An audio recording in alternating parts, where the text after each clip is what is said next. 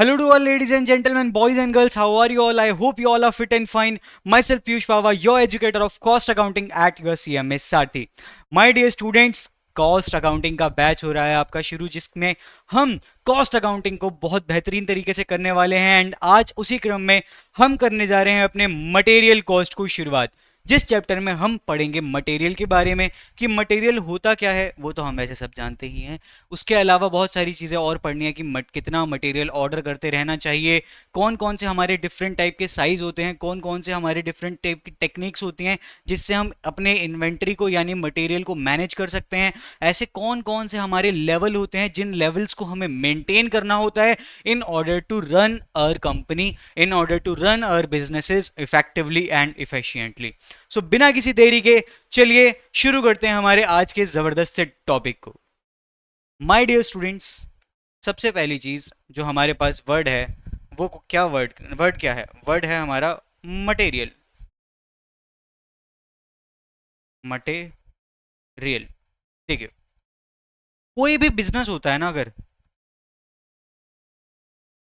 उस बिजनेस को रन करने के लिए जो सबसे तीन इंपॉर्टेंट खर्चे लगते हैं, तीन इंपॉर्टेंट कॉस्ट लगती हैं, वो होती हैं आपकी। सबसे पहला होता है मटेरियल,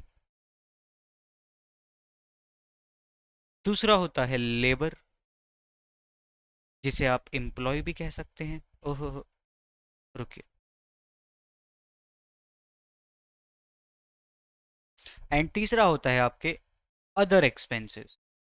भैया ये अदर एक्सपेंसेस में जैसे कि फ्यूल आ गया, जैसे कि फ्यूल आ गया, जैसे कि आपने कोई सॉफ्टवेयर परचेज किया वो आ गया, जैसे कि आपने अपने एम्प्लॉयज़ को, नहीं एम्प्लॉयज़ वाला तो सारा कुछ लेबर में आ जाएगा, मतलब इन शॉर्ट जैसे कि आपने फ्यूल के लिए पैसा खर्च किया, आपने कोई मशीनरी ली, उस मशीनरी पे डेप्रिशिएशन लग रहा है, उसकी बात करेंगे। अगर हमने कोई पर्टिकुलर एक सॉफ्टवेयर परचेज करा, उसकी बात करेंगे। तो ये जनरली किसी भी बिजनेस को रन करने के लिए ये तीन कॉस्ट आपकी सबसे ज़्यादा महत्वपूर्ण होती हैं। उसमें भी सबसे ज्यादा जरूरी होता है आपका मटेरियल। रीजन बीइंग क्योंकि ये आपका 30% से लेकर 60% तक का कॉस्ट लेता है ऑफ द कॉस्ट। 30 से 60% कॉस्ट सिर्फ और सिर्फ किसकी होती है? हमारे मटेरियल की होती है जनरली। बाकी ये आपके पर्टिकुलर सेगमेंट एंड बिजनेस के ऊपर डिपेंड करता है, बट जनरली 30 to 60% जो होती है हमारी, क्या हमारी मटेरियल कॉस्ट होती है। एंड उसके पीछे का रीजन भी है ना यार। आप समझो, मुझे अगर ये कैलकुलेटर बनाना है, कम ऑन मेरे साथ देखेंगे सभी के सभी, अगर मुझे ये कैलकुलेटर बनाना है, उस कैलकुलेटर को बनाने के लिए मुझे बटन्स की आवश्यकता होगी। उस कैलकुलेटर को बनाने के लिए मुझे इस स्क्रीन की ज़रूरत होगी। जब तक ये स्क्रीन नहीं होगी, चाहे फिर लोग काम करने के लिए रेडी हो या ना हो, चाहे फ्यूल रेडी हो ना हो, जब तक मेरे पास ये स्क्रीन, जब तक मेरे पास ये बटन्स का स्टॉक नहीं होगा, जब तक ये मटेरियल मेरे पास नहीं पड़ा होगा, तब तक मैं प्रोडक्शन तो कर ही नहीं सकता।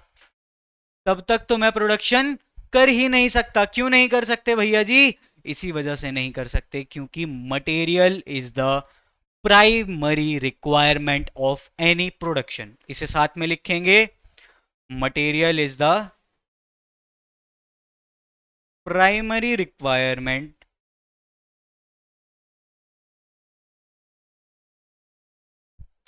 टू कैरी आउट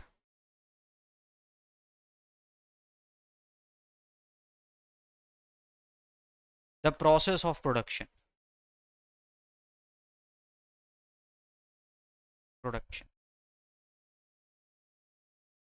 क्योंकि जब तक हमारा मटेरियल नहीं, तब तक प्रोडक्शन नहीं। इसीलिए आपका जो मटेरियल होता है ना, मटेरियल आपका सबसे इंपॉर्टेंट पार्ट प्ले करता है हमारे किसमें, हमारे पूरे बिजनेस में।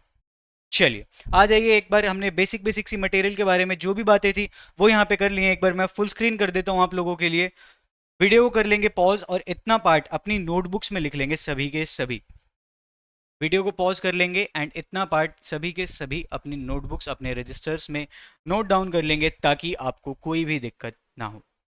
चलिए आगे बढ़ते हैं। उम्मीद करता हूँ आप सभी ने वीडियो को पॉज करके ये कर लिया होगा।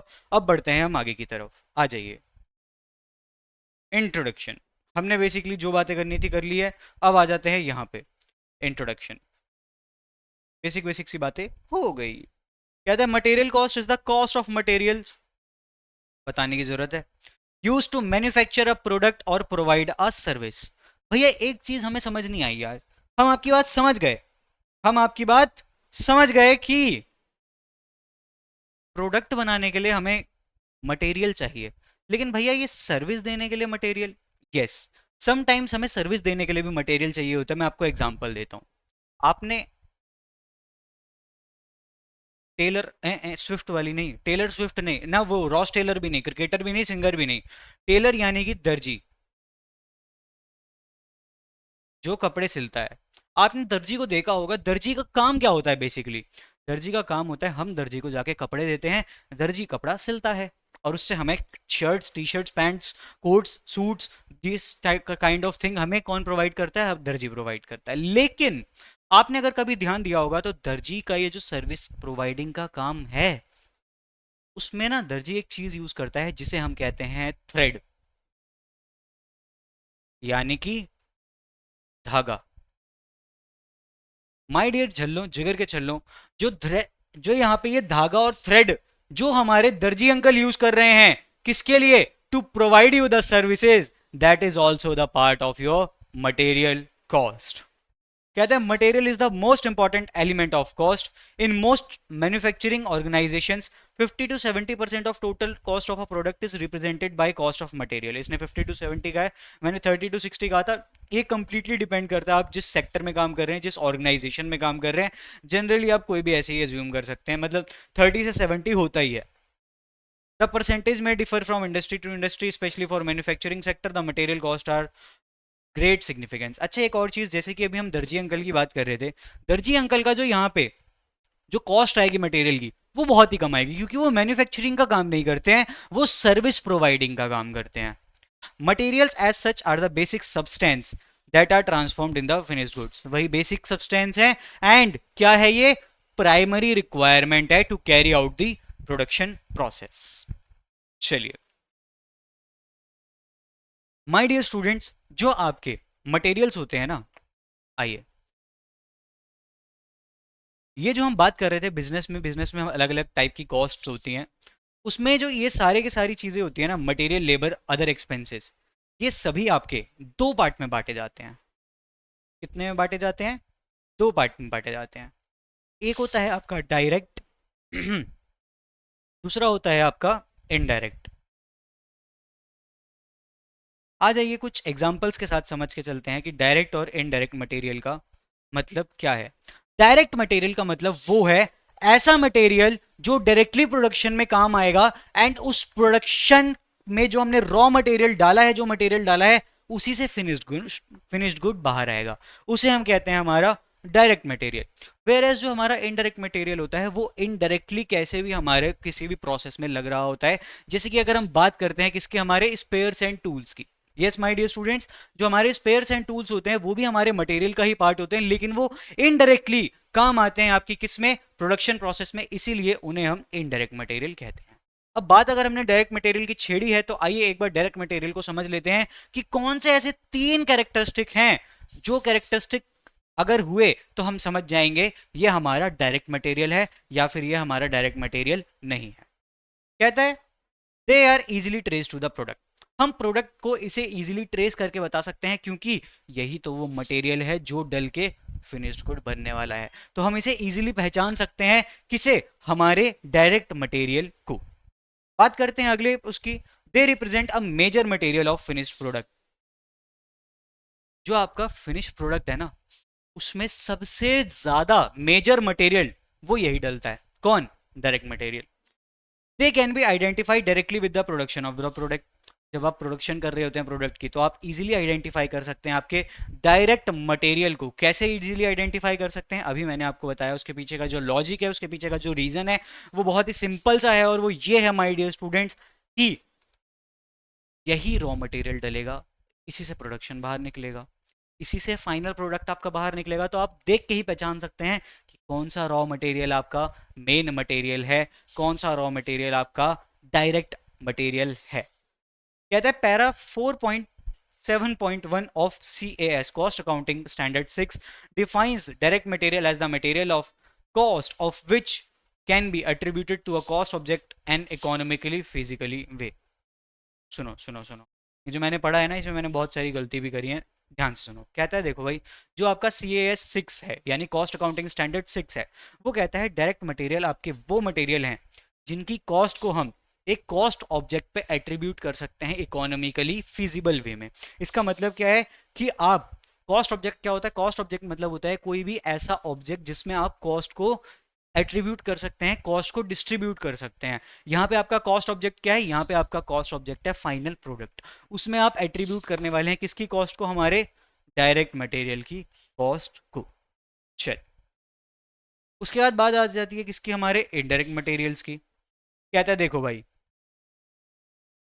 Any material other than direct is called indirect material, यानी कि वो और सारे के सारे मटेरियल जो आपकी प्रोडक्शन प्रोसेस में यूज हो रहे हैं apart from the direct material, उन्हें हम कहते हैं क्या, आपका indirect material. These include all the other materials used in production, जैसे कि नेल्स, फर्नीचर के, and are consider to be factory overhead cost. इसके बारे में हम आगे समझ के चलेंगे। इनको फैक्ट्री ओवरहेड को अभी के लिए छोड़ दीजिए, ये आपका एक डेडिकेटेडली चैप्टर आएगा, हम तब इसके बारे में ज़्यादा अच्छे से समझ पा रहे होंगे। कहता है paragraph 4.7.2 of cost accounting standard 6 defines indirect material as the materials the cost of which can not be directly attributed to a particular cost object. ये हम कब समझ रहे होंगे, जब हम ओवरहेड्स वाला चैप्टर कर रहे होंगे, तब हम इसे ज़्यादा बेहतरीन तरीके से समझ पाएंगे। एंड जब हम कॉस्ट शीट कर रहे होंगे, तब भी हम इस वाली बात को ज़्यादा अच्छे से समझ पाएंगे। अभी के लिए बस इतना समझ लीजिए, जब मैं डायरेक्टली देख के नहीं बता सकता कि इस मटेरियल की कॉस्ट कहां पे जाएगी, उसको मैं कहता हूं इनडायरेक्ट मटेरियल। बस प्यार से इतनी सी बात है कि हमें इस कॉन्सेप्ट से प्यार है। आ जाइए, बढ़ते हैं आगे की तरफ। अभी तक हमने क्या सीखा माय डियर स्टूडेंट्स, अभी तक हमने सीखा कि डायरेक्ट मटेरियल होता क्या है, इनडायरेक्ट मटेरियल क्या होता है, मटेरियल की कॉस्ट क्यों इंपॉर्टेंट है, क्यों हमारा मटेरियल इतना ज़्यादा इंपॉर्टेंट हो जाता है, क्यों, क्योंकि वो है हमारे लिए क्या, प्राइमरी रिक्वायरमेंट ऑफ प्रोडक्शन। क्या है वो हमारे लिए, प्राइमरी रिक्वायरमेंट ऑफ प्रोडक्शन है। इसीलिए सबसे ज़्यादा इंपॉर्टेंट आपके लिए कौन हो जाता है, इसीलिए आपके लिए सबसे ज़्यादा इंपॉर्टेंट हो जाता है आप लोगों के लिए आपका मटेरियल कॉस्ट। चलिए अब बढ़ते हैं आगे की तरफ। अब हमें क्या करना है, देखो भाई, हम मटेरियल के बारे में बातें सीख गए, अब हमें मटेरियल जमा करने के बारे में सीखना है कि ये मटेरियल को हम किस तरीके से लेकर आए, जिस तरीके से मटेरियल की रिक्वायरमेंट हमारे पास पूरी होती रहे। देखिए एक चीज समझिए, मान लेते हैं ये मैं हूं, नहीं मानना ही सही, ये मैं हो नहीं सकता, क्योंकि ये कौन हूं, मैं।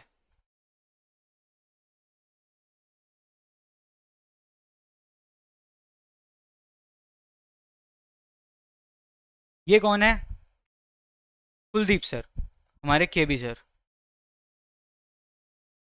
कुलदीप सर मेरे पास आए और कहते हैं पीयूष सर, मैंने कहा हाँ जी सर, कहते हैं यार मुझे ना 10,000 कैलकुलेटर चाहिए। कुलदीप सर मेरे पास आए और मुझसे बोले पीयूष सर मुझे 10,000 कैलकुलेटर चाहिए। मैंने कहा ठीक है सर, काम हो जाएगा।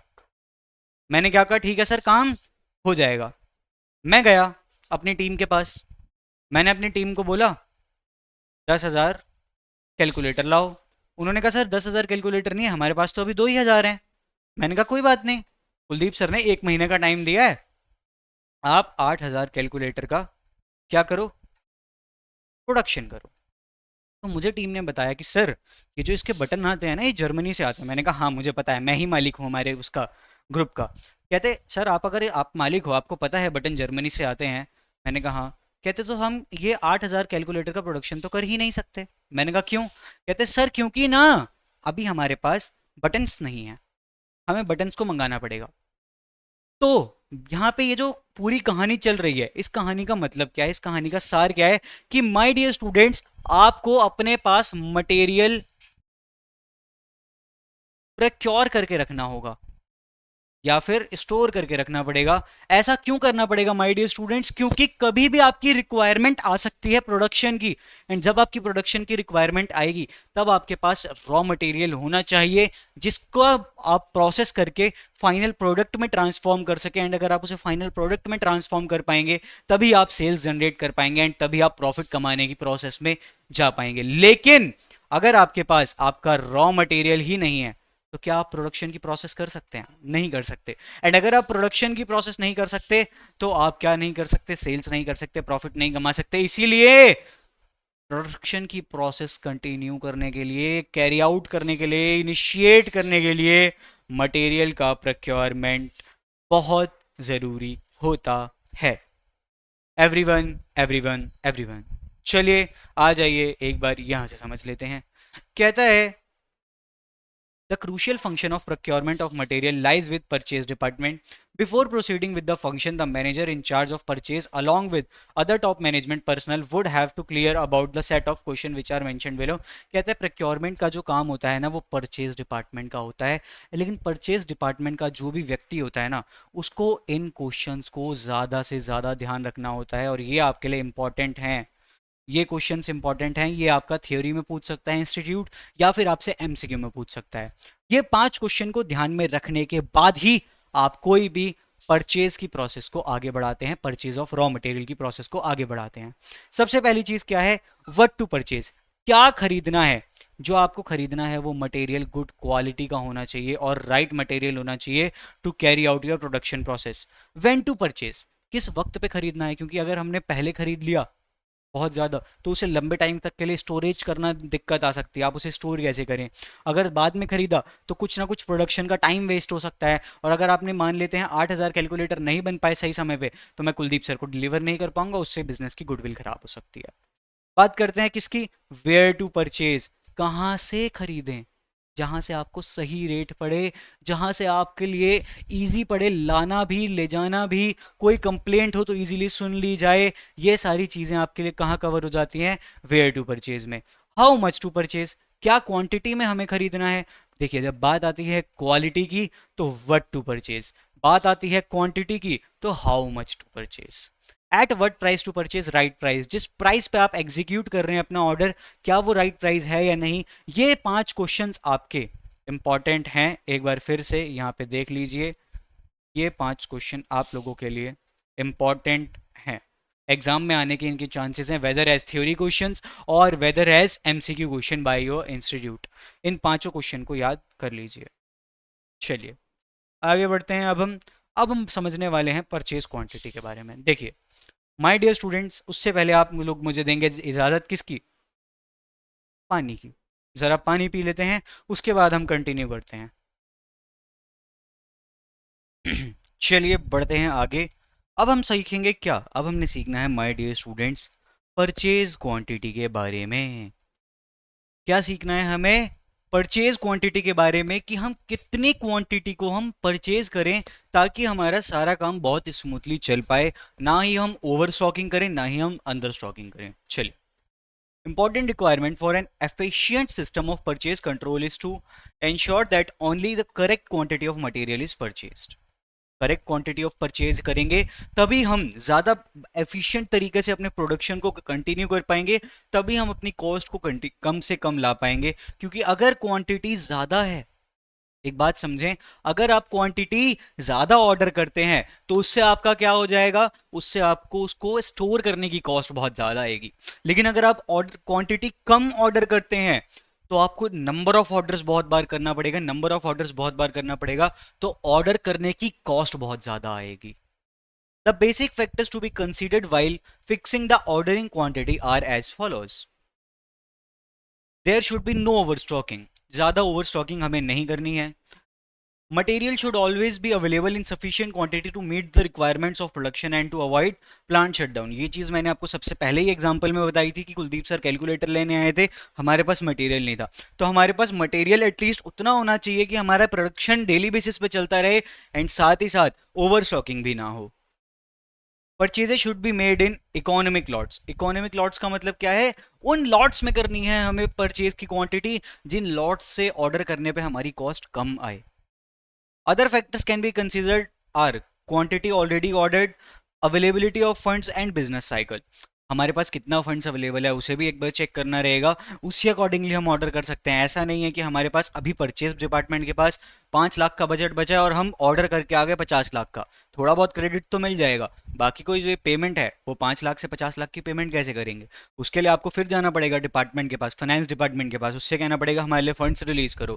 फाइनेंस डिपार्टमेंट भी अलग अलग आनाकानी करेगा। तो ये बेसिकली कहने का मतलब क्या है, सिंपल सा, कि आपको ये सारे फैक्टर्स को ध्यान में रखना पड़ेगा, तभी आप एकदम परफेक्ट क्वांटिटी को ऑर्डर कर पाएंगे to meet the requirement of your material. अब आ जाते हैं हम हमारे सबसे इंपॉर्टेंट टॉपिक पे ऑफ दिस चैप्टर, जिसका नाम है ई ओ क्यू। एक काम करते हैं, बैठ जाते हैं थोड़ा सा, और 1 सेकंड देंगे बस मुझे। हाँ हाँ, चलिए। अब हम इस तरीके से कंटिन्यू करेंगे for the rest of our class. 1 second और देंगे बस, पक्का, लास्ट वाला 1 सेकंड।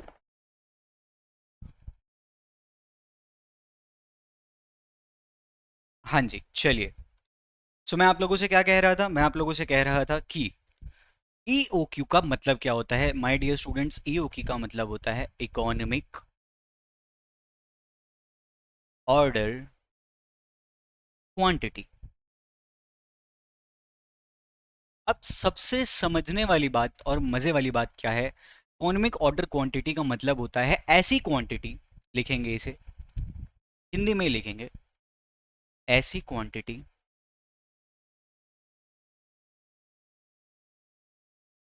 जिसको ऑर्डर करने से हमारी कॉस्ट मिनिमम आए।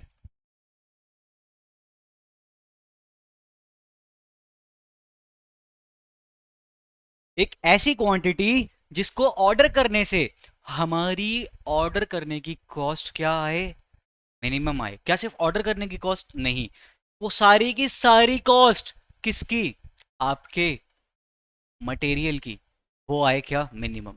माय डियर स्टूडेंट्स, इसके लिए आपको सबसे पहले एक कॉन्सेप्ट समझना पड़ेगा कि टोटल कॉस्ट होती क्या है। टोटल कॉस्ट होती है, एक तो होती है आपकी परचेज कॉस्ट। भैया परचेज कॉस्ट से आप क्या समझते हैं, माय डियर जल्लो, जिगर के चल्लो, जब आप मटेरियल को परचेज कर रहे हैं, उसको परचेज करने के लिए आप एक प्राइस पे कर रहे हैं, उस प्राइस को ही हम कहेंगे क्या, परचेज कॉस्ट। उसके बाद है आपकी ऑर्डरिंग कॉस्ट। जब आप ऑर्डर कर रहे हैं, ऑर्डर करने के लिए आपको वो मंगाना पड़ रहा है, वो मंगाना पड़ रहा है आपको सामान, मटेरियल बाहर से अंदर, लेट सपोज वो कहीं आपको बहुत दूर से मंगाना पड़ रहा है, लेट सपोज जर्मनी से मंगाना पड़ रहा है, या लेट सपोज आपको कहाँ से मंगाना पड़ रहा है, मुंबई से मंगाना पड़ रहा है, आप नोएडा में बैठे हैं, तो कुछ ना कुछ आपका ये जो मटेरियल शिफ्ट होने हैं, इसके लिए कुछ पैसा लगेगा ना। वो पैसा आपके लिए क्या है, ऑर्डरिंग कॉस्ट है। क्या है माय डियर स्टूडेंट्स, वो आपके लिए एक ऑर्डरिंग कॉस्ट है। उसके बाद क्या है आपकी कैरिंग कॉस्ट। कैरिंग कॉस्ट का मतलब क्या होता है my dear students, carrying cost का सिंपल सा मतलब ये होता है, कम ऑन मेरे साथ बोलेंगे, कैरिंग कॉस्ट का सिंपल सा मतलब ये होता है कि जो मटेरियल हमारे पास आ गया है उसे स्टोर करने की कॉस्ट। क्या करने की कॉस्ट, उस मटेरियल को स्टोर करने की कॉस्ट, उसे वो पूरे साल कैरी करने की कॉस्ट, उसे हम कहते हैं कैरिंग कॉस्ट। तो ये होती है आपकी total relevant cost of material. अब आपको मुझे एक बात बतानी है, क्या हमारी परचेज कॉस्ट को हम जल्दी जल्दी बदल सकते हैं या नहीं बदल सकते, आपको सबसे पहले ये समझ के चलना होगा। जी, मैं आपसे लोगों से क्या कह रहा था, मैं ये कह रहा था, देखिए, परचेज कॉस्ट को हम ये अज्यूम करते हैं, जनरली अज्यूम क्या करते हैं, अजम्पशन,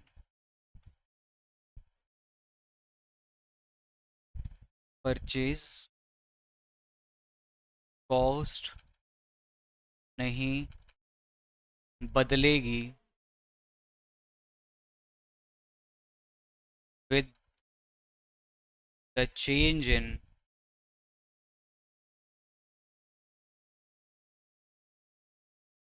लॉट साइज। इसका मतलब क्या है कि अगर हम अपना लॉट साइज बदलते हैं, सबसे पहली चीज आपको लॉट साइज का मतलब समझना होगा। My dear student, lot size का मतलब होता है जितना हम सामान एक लॉट में ऑर्डर कर रहे हैं। लेट सपोज मैं एक लॉट में 400 केजी सामान, 400 बटन्स मंगा रहा हूँ इस कैलकुलेटर के। क्या मंगा रहा हूँ? 400 बटन्स मंगा रहा हूँ। तब भी परचेज कॉस्ट इनकी सेम रहेगी। अगर मैं 600 बटन मंगा रहा हूँ तब भी परचेज कॉस्ट सेम रहेगी। अगर मेरा लॉट साइज बदलता है, यहाँ पे क्या लिखा है? Change in lot size. अगर मेरा लॉट साइज बदलता है उससे परचेज कॉस्ट नहीं बदलेगी। ये क्या होता है? हमारा एक अजम्पशन होता है इन EOQ। अब आइए आगे समझते हैं। बात यहाँ पे अब किसकी कर रहे हैं हम माय डियर स्टूडेंट्स? अब हम बात करते हैं ऑर्डरिंग की। किसकी बात करेंगे अब हम? ऑर्डरिंग कॉस्ट की। माय डियर जल्लो, जिगर के चल्लो, ऑर्डरिंग कॉस्ट का मतलब ये होता है एक ऑर्डर प्लेस करने की कितनी कॉस्ट। ओहो, लाइट गई, कोई बात नहीं, हम कंटिन्यू रखेंगे। थोड़ा सा हल्का सा लैग आया होगा। अब आगे बढ़ते हैं। मैं क्या कह रहा था आप सभी से? ऑर्डरिंग कॉस्ट का मतलब होता है एक ऑर्डर, एक ऑर्डर नहीं, ऑर्डर्स प्लेस करने की कॉस्ट। ऑर्डर्स प्लेस करने की कॉस्ट। अब आप एक बात बताओ, टोटल ऑर्डरिंग कॉस्ट मेरी कितनी आएगी वो मैं कैसे निकाल सकता हूं? उसके लिए सबसे पहले मुझे निकालना पड़ेगा मेरे नंबर ऑफ ऑर्डर्स। क्या निकालना पड़ेगा? Number of orders. वो कैसे निकलेंगे? देखो यार, इधर आओ। सबसे पहले मैं क्या निकालूंगा उसके लिए? Number of orders. Number of orders कैसे निकलेंगे? लेट सपोज मेरी एनुअल डिमांड है, एनुअल रिक्वायरमेंट। लाइट आ गई, एक सेकंड का लैग, अब करेंगे कंटिन्यू। मेरी annual requirement of raw material कुछ है, divided by lot size. Divided by क्या? Lot size. इसी से तो मेरा नंबर ऑफ ऑर्डर्स निकलेगा। लेट सपोज मुझे साल में कितने 40,000 बटन चाहिए होते हैं। कितने? 4 लाख बटन चाहिए होते हैं। चलिए, मैं एक लॉट में 400 बटन मंगा रहा हूं, तो मुझे कितने ऑर्डर्स करने पड़ेंगे? 1000 ऑर्डर करने पड़ेंगे। सिंपल मैथ्स, सिंपल मैथ्स, आ जाओ। लेट सपोज मुझे 4 लाख ही ऑर्डर करने होते हैं, लेकिन मैं कह रहा हूं कि मैं एक लॉट में आपके कितने 10,000 यूनिट्स मंगाऊंगा, 10,000 बटन मंगाऊंगा। तो उस केस में 10,000 बटन एक लॉट में मंगा रहा हूं। टोटल कितने बटन चाहिए मुझे? टोटल मुझे चाहिए अपने 4 लाख बटन। तो मैं क्या करूंगा? 4 लाख बटन डिवाइडेड बाय एक लॉट के बटन। एक लॉट में कितने हैं? 10,000। यानी कि मेरा आंसर आ जाएगा 40 ऑर्डर्स। इस तरीके से आपका क्या निकल जाएगा? Number of orders. इसी तरीके से निकलेगा। लेकिन ये तो आपको एक ऑर्डर प्लेस करने की कॉस्ट हुई। आप जितने टोटल ऑर्डर्स कर रहे हैं, सॉरी सॉरी, ये तो आपके नंबर ऑफ ऑर्डर्स निकल कर आए। और टोटल ऑर्डर्स आप प्लेस कैसे कर सकते हैं? वो उसकी निकल कर आएगी ordering cost of one order multiply by number of orders. इस तरीके से आपका निकल कर आएगा क्या? इस तरीके से आपका निकल कर आएगा ऑर्डरिंग कॉस्ट, कि कॉस्ट ऑफ वन ऑर्डर, एक ऑर्डर प्लेस करने की cost multiply by number of orders. और नंबर ऑफ ऑर्डर्स कैसे निकलते हैं? नंबर ऑफ ऑर्डर्स आपके निकलेंगे इस तरीके से। किस तरीके से?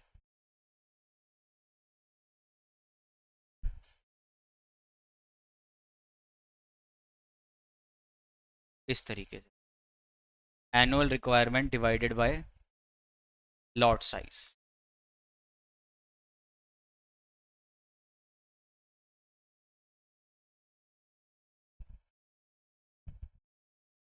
ठीक है, अभी रुक जाइए, अभी कुछ और भी सारी बातें रहती हैं, उन सारी बातों को हम करते हुए आगे बढ़ेंगे। उसके बाद हमारे पास क्या आता है? कैरिंग कॉस्ट आता है। ध्यान देंगे, कैरिंग कॉस्ट का मतलब क्या है? कैरिंग कॉस्ट का मतलब क्या है? एवरेज स्टॉक को स्टोर करने की, एवरेज स्टॉक को स्टोर करने की कॉस्ट। कि आपका ऑन एन एवरेज जो आपका क्या रहता है, स्टॉक रहता है, उसे हम किस तरीके से करते हैं क्या स्टोर, उसकी कॉस्ट निकल कर आती है। तो देखो यार, जनरली क्या होता है ना, हम यहाँ पे ये मान के चलते हैं, अज्यूम क्या करते हैं, कि जैसे ही आपका, ये देखो ये है लेट सपोज आपका लॉट साइज, ठीक है। आओ ग्राफ पे समझते हैं इसे।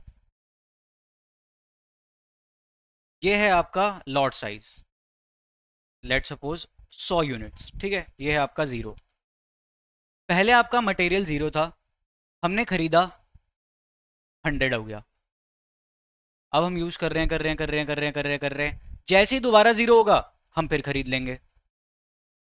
फिर हम यूज कर रहे हैं कर रहे हैं कर रहे हैं कर रहे हैं कर रहे हैं कर रहे हैं कर रहे हैं, जैसे ही दोबारा जीरो होगा हम फिर खरीद लेंगे। ओ रुक, जैसे ही दोबारा जीरो होगा हम फिर खरीद लेंगे। फिर हम यूज कर रहे हैं कर रहे हैं कर रहे हैं कर रहे हैं कर रहे हैं कर रहे हैं कर रहे हैं कर रहे हैं, जैसे ही दोबारा जीरो होगा हम फिर खरीद लेंगे। यहाँ पे हम अज्यूम कर रहे हैं, तो या तो आपका स्टॉक क्या रह रहा है 100 रह रहा है, या आपका स्टॉक क्या रह रहा है जीरो रह रहा है। तो इसका एवरेज क्या आएगा 100 प्लस जीरो डिवाइडेड बाई 2, यही एवरेज आएगा। 100 आपका क्या है, 100 आपका है लॉट साइज, तो आपका क्या आएगा lot size plus zero divided by 2। मेरे पीछे छुप गया क्या ये, yes, lot size plus zero divided by 2 क्या हो जाएगा आपका, ये हो जाएगा आपका एवरेज स्टॉक। तो आओ अब ये समझते हैं इसे कैरी करने की कॉस्ट कितनी आएगी। तो उसे कैरी करने की कॉस्ट आएगी एवरेज, ओह एवरेज स्टॉक नहीं, लॉट साइज डिवाइडेड बाय 2, ये हो गया आपका एवरेज स्टॉक। अब इसे कैरी कैसे करेंगे, वो आप करेंगे carrying cost per unit per annum. इसका मतलब क्या है माय डियर स्टूडेंट्स, इसका मतलब ये है कि एवरेज का जो लॉट है आपका रहता है उसको आप मल्टीप्लाई कर रहे हैं carrying cost per unit per annum से। एक यूनिट को आप एक साल में कैरी करने के लिए, स्टोर करने के लिए कितना पैसा खर्च करते हैं उसको आप मल्टीप्लाई कर देंगे अगर एवरेज से, एवरेज स्टॉक से जो आपके पास पड़ा हुआ है, तो आपके पास क्या आ जाएगी कैरिंग कॉस्ट आ जाएगी। क्या आ जाएगी कैरिंग कॉस्ट आ जाएगी। एक बार के लिए वीडियो को करेंगे पॉज और यहां तक सब कुछ अच्छे से लिख लेंगे, समझ लेंगे। मैं आपके लिए जूम कर करके एक एक चीज दिखा देता हूं। टोटल कॉस्ट आपकी क्या होती है, सबसे पहले टोटल कॉस्ट होती है आपकी purchase cost plus ordering cost plus carrying cost. बात करते हैं अगर परचेज कॉस्ट की, तो purchase cost change in lot size के साथ साथ नहीं बदलती है। अगर बात करें हम ऑर्डरिंग कॉस्ट की, तो ऑर्डरिंग कॉस्ट का मतलब होता है ऑर्डर को प्लेस करने की कॉस्ट, जो कि कैसे निकलती है cost of placing one order multiply by number of orders. Number of orders आपके निकल कर आते हैं annual requirement divided by lot size. ये सारी चीजें हमने अभी प्रैक्टिकली समझी थी, अब हम एक बार बस रिविजिट कर रहे हैं इसे। उसके बाद आ जाते हैं हम किस पे, हमारी कैरिंग कॉस्ट पे। कैरिंग कॉस्ट आपकी क्या होती है एवरेज स्टॉक को स्टोर करने की या फिर कैरी करने की पूरे साल की कॉस्ट। वो कैसे निकल कर आती है lot size divided by 2 multiply by carrying cost per unit per annum. अब आ जाइए यहां पर ध्यान देंगे। अब जो हम समझने वाले हैं वो बहुत ही इंपॉर्टेंट कॉन्सेप्ट है, जिसके लिए हम क्या करते हैं, एक सेकंड देंगे मुझे और, जिसके लिए अब हम दोबारा खड़े हो जाएंगे, दोबारा समझेंगे। आइए ध्यान दीजिए। देखो हमें क्या करना है, हमें एक चीज समझनी है अभी, वो समझना है हमें ये ग्राफ, जो ग्राफ अभी मैं बनाने जा रहा हूं। हम्म,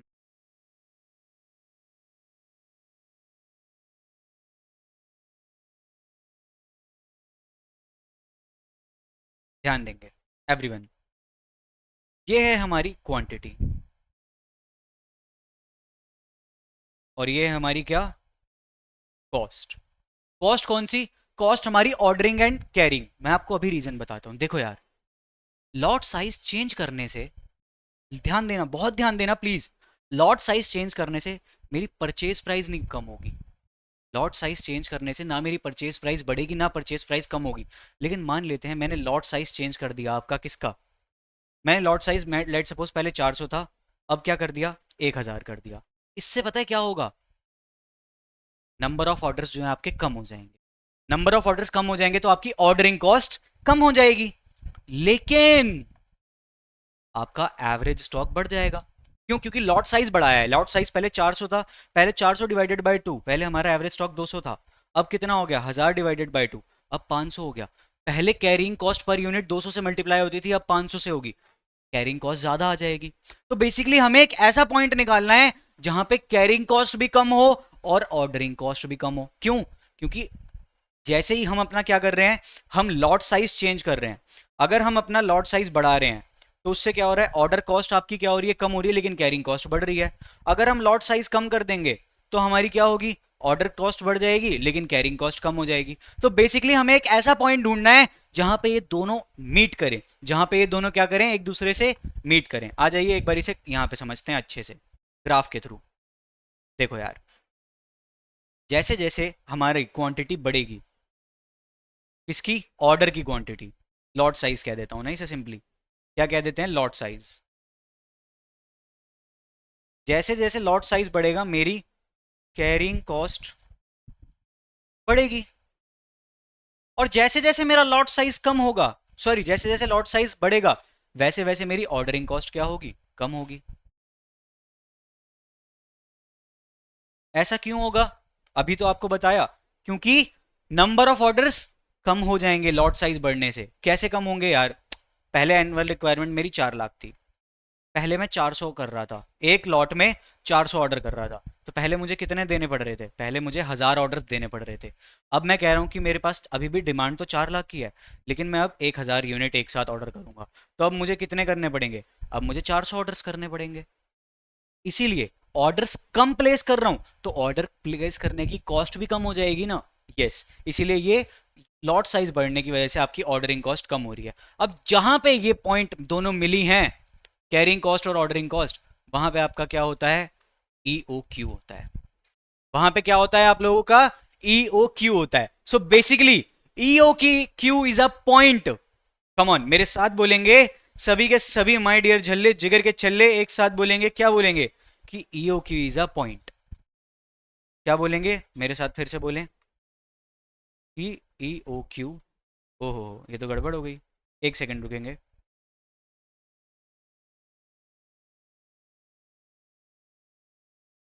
EO Q is a point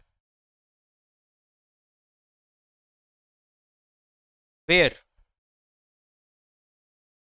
total cost is minimum. EOQ एक ऐसा लॉट साइज है जहां पे आपकी टोटल कॉस्ट मिनिमम है and carrying cost is equals to ordering cost. Carrying cost is equals to ordering cost. अब आ जाओ इसी से फॉर्मूला बनाते हैं।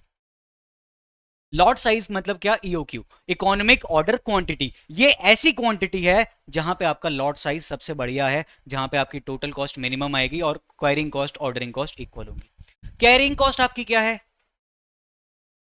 लॉट साइज, लॉट साइज को ही तो हम यहाँ पे EOQ कह रहे हैं, तो यानी कि कैरिंग कॉस्ट आपकी कैसे निकलती है, आइए यहाँ पे हमने कैरिंग कॉस्ट निकाली थी ना, वो निकाली थी कैसे, lot size divided by 2 into carrying cost per unit per annum, बस यही है। आ जाओ इसे यूज करो, इसे यूज करो मेरे साथ। लॉट साइज की जगह लिखो EOQ divided by 2 multiply by carrying cost per unit per annum को आप C से डिनोट करेंगे, किससे डिनोट करेंगे, C से डिनोट करेंगे, is equals to ordering cost हमने कैसे निकाली थी, आइए ऑर्डरिंग कॉस्ट हमने निकाली थी, cost of placing one order multiply by number of orders. Number of orders कैसे निकाले थे, annual requirement divided by lot size. तो आ जाओ, एनुअल रिक्वायरमेंट को डिनोट करते हैं हम ए से, किससे, ए से। Cost of placing one order को हम डिनोट करेंगे ओ से, किससे, ओ से। और इसे हमने कैरिंग कॉस्ट पर यूनिट को हमने किससे डिनोट करा था, सी से। आ जाइए अब ध्यान दीजिए, EOQ multiply divided by 2 multiply by C, OC यानी ऑर्डरिंग कॉस्ट आपकी कैसे निकलेगी, वो निकलेगी number of orders. Number of orders कैसे निकलते हैं, annual demand divided by lot size. तो एनुअल डिमांड आपकी ए है, लॉट साइज को ही तो हम EOQ कह रहे हैं, EOQ यहां पर मल्टीप्लाई बाय ऑर्डरिंग कॉस्ट यानी कि O। अब देखो हमें क्या निकालना है, हमें EOQ निकालना है, तो EOQ को एक साइड भेज दीजिए, इसे आप इस साइड भेज देंगे तो ये मल्टीप्लाई हो जाएगा, EOQ मल्टीप्लाई बाय EOQ कितना हो जाएगा, EOQ का होल स्क्वायर, EOQ का whole square is equals to A into O, और ये 2 भी आके मल्टीप्लाई में आ जाएगा, डिवाइडेड बाय ये C आ जाएगा नीचे, तो ये आ जाएगा आपका EOQ स्क्वायर। तो EOQ क्या होगा, EOQ हो जाएगा आपका square root of 2 into A into O divided by C, and this will be your formula for EOQ। Come on, this will be your formula for EOQ। आइए एक बार फिर से रिविजिट कर लेते हैं, फुल स्क्रीन कर देता हूं आप लोगों के लिए, एंड आप इसे रिविजिट कर लीजिए अपने एंड से। पूरा पार्ट दोबारा दिखा देता हूँ आप लोग को। पूरा पार्ट आप एक बार रिविजिट करेंगे, उसके बाद हम पढ़ के सीधा सीधा क्वेश्चंस की तरफ आ जाएंगे, क्योंकि अब हमें समझ में आ गया है कि किस तरीके से हमें क्या करना है, हमारे ईओक्यू को प्रोसीड करना है। देखिए, सबसे पहले ईओक्यू क्या है। सबसे पहली चीज़, ईओक्यू एक ऐसी क्वांटिटी है जहां पर आपकी कॉस्ट मिनिमम आती है। टोटल कॉस्ट में क्या क्या आता है, सबसे पहले आता है आपका परचेज कॉस्ट, जो कि बदलती ही नहीं है with the change in lot size. उसके बाद है आपकी ऑर्डरिंग कॉस्ट, अगर आपका लॉट साइज बदलता है तो ऑर्डरिंग कॉस्ट ज़रूर बदलेगी। ऑर्डर प्लेस करने की कॉस्ट कहते हैं इसे, जो कि आता है आपका cost of placing one order multiply by number of orders. Number of orders कैसे निकलते हैं, annual requirement divided by lot size करके। उसके बाद आपके पास क्या होती है, उसके बाद होती है आपके पास कैरिंग कॉस्ट। इसका मतलब होता है एवरेज स्टॉक को स्टोर करने की कॉस्ट। एवरेज स्टॉक आपका कैसे निकलता है, वो निकलता है आपका lot size divided by 2 multiply by carrying cost per unit per annum. अब हमें एक चीज़ यहाँ पे ये पता चली कि जैसे जैसे आपका लॉट साइज बढ़ेगा, लॉट साइज बढ़ने की वजह से आपकी कैरिंग कॉस्ट बढ़ेगी, लॉट साइज बढ़ने की वजह से आपकी ऑर्डरिंग कॉस्ट कम होगी। अगर हमें इन दोनों को एक पॉइंट पे मिलाना है, वहीं पे आपकी कॉस्ट जो है सबसे मिनिमम आएगी, यानी कि ईओक्यू आपका यहीं पे आएगा। अब अगर यहाँ इन दोनों के मिलने के पॉइंट को हम ईओक्यू कह रहे हैं, तो यानी कि हम ये इन दोनों को इक्वल रख सकते हैं। इन दोनों को इक्वल रख के ही हमने ईओक्यू का फॉर्मूला बनाया है। मैं उम्मीद करता हूं आप सभी ने यहां तक लिख लिया होगा। अगर नहीं लिखा है किसी ने कुछ भी, तो वीडियो को करेंगे पॉज। मैं एक बार आपके लिए दिखा देता हूं इसे। यहाँ से, हाँ, यहाँ तक तो मैं आपको दिखा चुका था ऑलरेडी। यहाँ से देख लीजिए प्लीज़। वीडियो को करेंगे पॉज एंड यहाँ से देख लेंगे सभी। चलिए, मैं उम्मीद करता हूँ आप सभी ने इतना पार्ट नोट कर लिया होगा, अपनी नोटबुक्स में सभी ने लिख लिया होगा। तो चलिए अब हम बढ़ते हैं आगे सीधा सीधा क्वेश्चंस की तरफ। चेयर भी आ गई है, हम भी आ गए हैं, तो अब हम दोबारा से करते हैं शुरुआत। ओह, चलिए आ जाइए कि एक बार क्वेश्चंस करने से पहले यहाँ पे पढ़ लेते हैं कुछ कुछ बातें इसके बारे में, फिर हम बढ़ेंगे आगे। हमने बेसिकली एक बार जितनी भी बातें थी वो सारी कर ली हैं, एक बार पढ़ लेते हैं अगर कोई पॉइंट मिस आउट हो गया होगा तो। Economic order quantity, the size of order for which both ordering and carrying cost are minimum, basically the lot size where total cost is minimum. The total cost of material usually consists of buying cost, जिसे मैंने purchase cost कहा था, plus total ordering cost plus total carrying cost. Ordering cost, the cost which are associated with the ordering of material. It includes cost of staff posted for ordering of goods, expenses incurred on transportation, inspection expenses of incoming material. Basically जितने भी expenses आपके लग सकते हैं order करने के लिए, उसे हम कहते हैं ordering cost. बात करते हैं carrying cost, the cost for holding the inventories. आपको जब होल्ड इन्वेंट्री को होल्ड करना है, यानी उसे स्टोर करना है, उसकी cost. It includes the cost of capital invested in inventories, cost of storage, in insurance etcetera. बस यही सारी बातें कर रहा था। आ जाओ आगे बढ़ते हैं। कहता है the calculation of EOQ of material to be purchase subject to following assumptions. नीचे दी गई हम अजम्पशंस को हम भी लेकर चल रहे होते हैं। कहता है ordering cost per order and carrying cost per unit per annum are known and they are fixed. कहता है ये आपको हमेशा पता होगी क्वेश्चन में, हालांकि आपको रियल लाइफ में ज़रूरी नहीं है ये पता हो, लेकिन आपको क्वेश्चन में हमेशा पता होगी और ये हमेशा फिक्स रहेंगी, चेंज नहीं होगा। कहता है anticipated uses of raw material आपको पता होगा, यानी कि बेसिकली आपका एनुअल डिमांड आपको पता होगी। कहता है cost per unit of material is constant. जो कॉस्ट पर यूनिट है, यानी हमने समझा था ना परचेज कॉस्ट, वो जो है उसमें जो कॉस्ट ऑफ यूनिट है वो यहाँ पे चेंज है और हमें पता भी है, मतलब सॉरी चेंज नहीं होगी और हमें पता भी है। उसके बाद कहता है the quantity of material ordered is received immediately eight implies lead time is zero. मैंने आपसे क्या कहा था, इधर आइए, ये चीज़ मैंने आपको यहाँ पे ग्राफ ये बनवाया था, ग्राफ ये वाला जैसी हमारी दोबारा जीरो ही हमने फिर से ऑर्डर कर ली।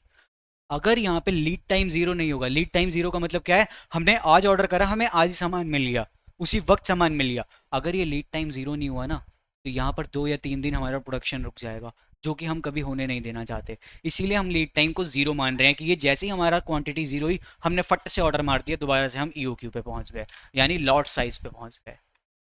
चलिए, ये थी आपकी कुछ कुछ अजम्पशंस, प्यारी प्यारी छोटी छोटी। अब हम बढ़ने वाले हैं आगे की तरफ, और जिसमें हम अब क्वेश्चंस को सॉल्व करेंगे। कहता है average quarterly consumption of a material is 5200 units. हमें निकालना होता है ए क्या होता है हमारा एनुअल रिक्वायरमेंट। ये तो आपसे कह रहा है क्वार्टरली कंजम्पशन है, यानी कि एनुअल कंजम्पशन के लिए हमें इसे मल्टीप्लाई बाय 4 करना पड़ेगा। ये आ गया आपका ए। यूनिट कॉस्ट इज 65, हमारे लिए अभी इररेलेवेंट है। कहता है storage cost is 15%। Okay, storage cost यानी कि C, carrying cost per unit per annum आपकी क्या है, 15% पर एनम है। किसके 15%? यूनिट की 15%। एक यूनिट जो आप अपने पास रख रहे हैं उसका 15%, तो यानी कि 65 मल्टीप्लाई बाय 15%, ये कितना हो जाएगा, 65 मल्टीप्लाई बाय 15%, ये हो गया आपके पास में 9.75। ऑर्डरिंग कॉस्ट इज 150 पर ऑर्डर, एक ऑर्डर की कॉस्ट कितनी है, 150 है ऑर्डर प्लेस करने की। तो ये आ गया आपसे, आपके पास ये तीन चीज़ें ही आपको चाहिए होती हैं। अब आ जाइए ईओक्यू निकाल लेते हैं। ई ओ क्यू वो कैसे निकलता है, under root of 2 multiply by A multiply by O divided by सी।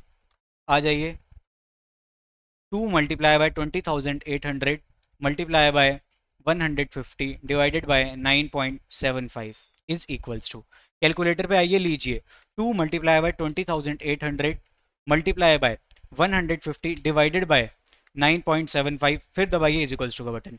जो भी आ रहा है कैलकुलेटर पे कुछ मत कीजिए, सीधा रूट का बटन दबा दीजिए, उससे आपको आंसर मिल जाएगा 800 units, and this is your correct answer for this question. And my dear students, ये जो आपका क्वेश्चन है, ये क्वेश्चन आपका PYQ का है। अगर आपके एग्जाम में ये क्वेश्चन आता है, आपको फ्री के नंबर दे के जा रहा है, क्योंकि आपको सिर्फ EOQ कैलकुलेट करना है। आ जाइए आगे बढ़ते हैं।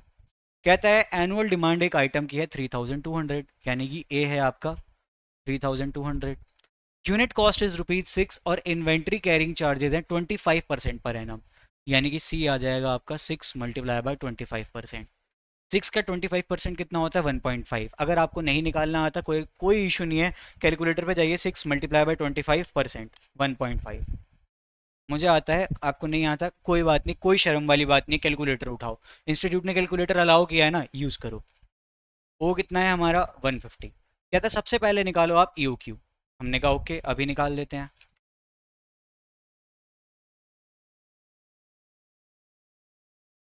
EOQ कैसे निकलेगा, 2 × A × O डिवाइडेड बाय सी का अंडर रूट, फेस है बढ़िया। 2 × A कितना है 3200, O कितना है 150, C कितना है 1.5, और इसका पूरे का रूट। तो आइए कैलकुलेटर पे लीजिए, 2 multiply by 3200 multiply by 150 divided by 1.5 is equals to, फिर दबाएंगे रूट का बटन, तो आ जाएगी आपकी कितनी, 800 यूनिट्स। अगेन कितने आ जाएंगी, 800 यूनिट्स आ जाएंगी आपकी EOQ। उसके बाद कहता है, क्या कहता है, number of orders per year. तो देखो नंबर ऑफ ऑर्डर्स कैसे निकलते हैं, वो निकलते हैं annual demand divided by lot size. यहाँ पे आपका लॉट साइज EOQ है, यानी कि A डिवाइडेड बाय EOQ से आपका निकल जाएगा क्या, नंबर ऑफ ऑर्डर्स। तो 3200 डिवाइडेड बाय 800, यानी कि टोटल आएंगे आपके पास 4 ऑर्डर्स। उसके बाद कह रहा है टाइम बिटवीन 2 कंसेक्यूटिव ऑर्डर्स, सी टाइम बिटवीन 2 ऑर्डर्स। तो देखो यार, हमारे पास टोटल महीने कितने हैं, 12 मंथ्स होते हैं एक साल में। एक साल में हम ऑर्डर्स कितने कर रहे हैं, 4 ऑर्डर्स कर रहे हैं, यानी कि 3 मंथ्स। हर 3 मंथ्स के बाद आपको एक ऑर्डर प्लेस करना है। इसका मतलब क्या है, 2 ऑर्डर्स के बीच में we have 3 months. Full screen कर देता हूं आप लोगों के लिए, एक बार फुल स्क्रीन पे आराम से इसे अच्छे से देख लीजिए। उसके बाद वीडियो को पॉज करके एक बार इसे अच्छे से देख लीजिए, नोट कर लीजिए, ताकि हम इजीली आगे बढ़ पाएं। एवरीवन एवरीवन एवरीवन, मैं उम्मीद करता हूँ आपने यहाँ तक सब कुछ नोट कर लिया होगा, सब कुछ लिख लिया होगा। तो चलिए आगे बढ़ते हैं अगले क्वेश्चन के साथ। Calculate the economic order quantity from the following information. कहता है also state the number of orders to be placed in a year.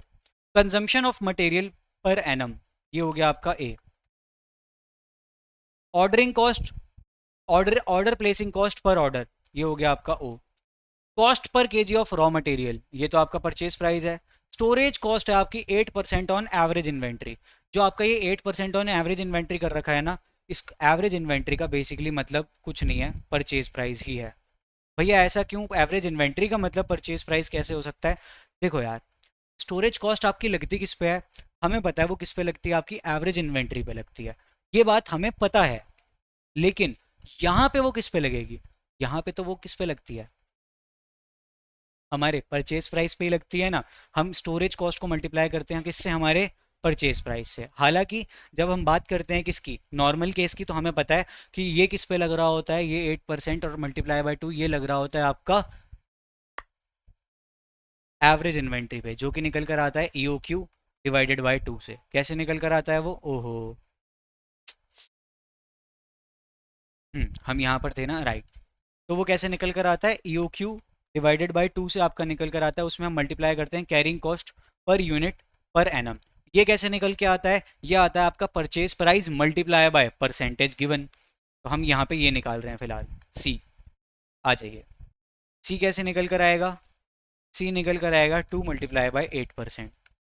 तो 2 × 8% हो जाएगा 0.16। आ जाइए निकालते हैं EOQ। वो आ जाएगा 2 × A कितना है 10,000, मल्टीप्लाई बाय O यानी कि 50 डिवाइडेड बाय C यानी कि 0.16 और इसका रूट। 2 × 10,000, ओहो, 2 × 10,000 multiply by 50 divided by 0.16 is equals to जितना भी आ रहा है उसका रूट। ये आ गया आपके पास में 2500 यूनिट्स। क्या कहता है, नंबर ऑफ ऑर्डर्स बताओ, नंबर ऑफ ऑर्डर्स। वो कैसे निकलता है, annual demand divided bye EOQ। Annual demand कितनी है 10,000, EOQ कितना है 2500, नंबर ऑफ ऑर्डर्स कितने आ गए 4। इसे आप कैलकुलेटर से कर सकते हैं, 10,000 डिवाइडेड बाई 2,500, 4 ही आ रहा है, मुझे पता था तो मैंने ऐसे ही कर दिया।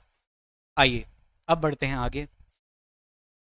कह रहे हैं अगेन एवरेज कंजम्पशन इतनी है, परचेज प्राइस इतना है, स्टोरेज कॉस्ट इतना है, कॉस्ट ऑफ प्लेसिंग ऑर्डर इतना है। आ जाओ, ए है आपका 18,250, ओ है आपका 50, सी है आपका 36.5 multiply by 20%। So 36.5 multiply by 20% हो जाएगा 7.3। कितना हो जाएगा 7.3। आ जाइए EOQ निकालते हैं। कहता है ना, क्या कह रहा है, how much quantity to be purchase at a time. हम EOQ ही निकालना है basically. 2 × A × O divided by C का अंडर रूट। 2 × A कितना है 18,250, O कितना है 50, C कितना है 7.3 एंड इस पूरे का रूट। आ जाइए निकालते हैं। 2 × 18,250 into 50 divided by 7.3 is equals to जो भी आया उसका रूट। ये आ गई आपके पास में 500 यूनिट्स। कितनी आ गई 500 यूनिट्स। आ जाइए अगले क्वेश्चन पे बढ़ते हैं। सिंपल सिंपल क्वेश्चन है। अब आ गया अपने पास ज़बरदस्त क्वेश्चन, जिस क्वेश्चन को करने में मज़ा आएगा। कहता है क्वेश्चन, क्या कह रहा है क्वेश्चन, आइए ध्यान से क्वेश्चन को पढ़ते हैं। चलिए ध्यान से क्वेश्चन को पढ़ते हैं। कहता है Anil company buys its annual requirement 3600 in 6 instalments. Basically अभी वो क्या करते हैं, 6 ऑर्डर्स प्लेस करते हैं। Each unit cost ₹1 and ordering cost is ₹25. Okay. The inventory carrying cost is estimated at 20% of unit value. हमने कहा ओके, हमने क्या कहा ओके।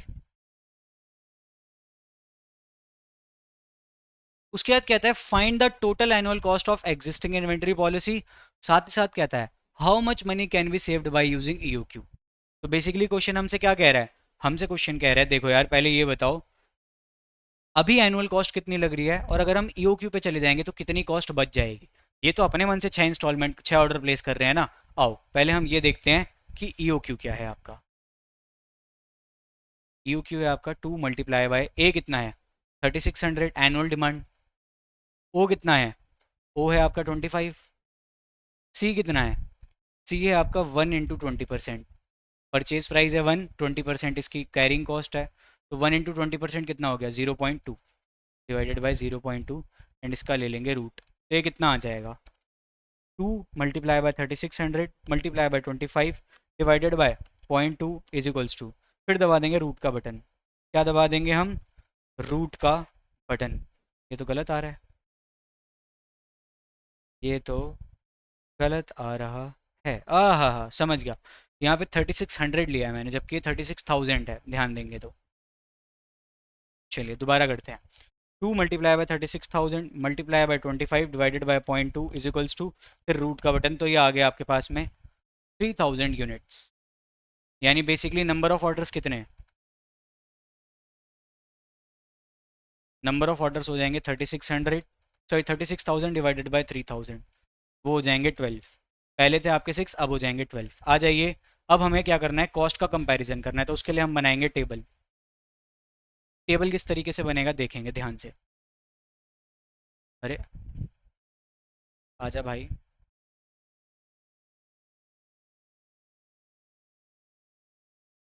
पर्टिकुलर्स,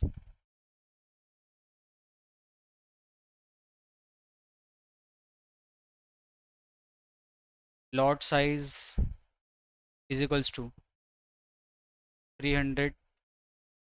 पहले कितना था लॉट साइज? लॉट साइज नहीं दे रखा ना, बेसिकली इसने नंबर ऑफ ऑर्डर्स बोल रखे हैं। एग्जिस्टिंग पॉलिसी, एग्जिस्टिंग पॉलिसी, जहाँ पे नंबर ऑफ ऑर्डर्स कितने हैं, 6। ये है आपकी EOQ पॉलिसी, जहाँ पे नंबर ऑफ ऑर्डर्स कितने हैं, 12। आ जाइए, सबसे पहले हमारे पास क्या आता है, सबसे पहले आता है हमारे पास purchase price.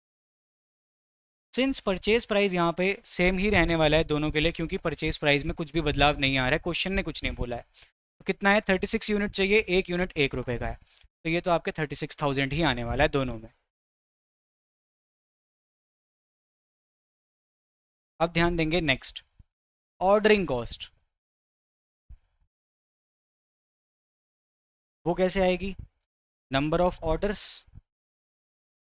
Multiply by order cost. एक ऑर्डर कॉस्ट कितनी है, वो उसे किस तरीके से लिखा है इन्होंने, ऑर्डरिंग कॉस्ट लिखा है उन्होंने, तो हम इसे टोटल ऑर्डरिंग कॉस्ट लिख देते हैं।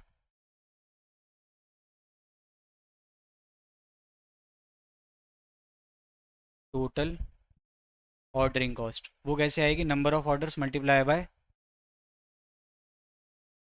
ऑर्डरिंग कॉस्ट, या मल्टीप्लाई बाय ओ लिख देते हैं ना, सिंपल, हमें पता तो है। क्या इतनी देर से दिमाग खराब हो रहा है। ओ, तो नंबर ऑफ ऑर्डर्स कितने हैं, 6, ऑर्डरिंग कॉस्ट यहाँ पे कितनी है, यहाँ पे हमारे पास 25। नंबर ऑफ ऑर्डर्स कितने हैं, 12, ऑर्डरिंग कॉस्ट है 25, 150 एंड कितना,